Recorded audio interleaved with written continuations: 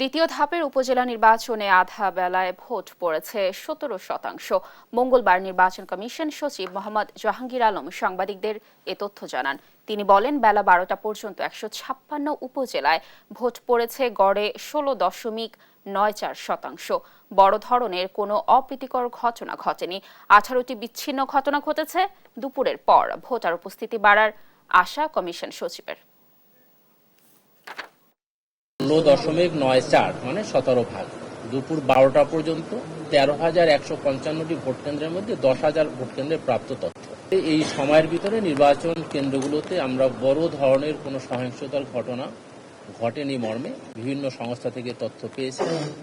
Vote কেন্দ্রের বাইরে ছোটখাটো বিচ্ছিন্ন দুই একটি ঘটনা ঘটেছে, যার সংখ্যা মাত্র 18টি। আমার মনে হয় যে আমাদের প্রথম ধাপের চেয়ে দ্বিতীয় ধাপের ভোটের প্রদত্ত হার বাড়বে। আমরা প্রত্যাশা করি অবশ্যই আমাদের ভোট প্রদানের হার বৃদ্ধি পাবে।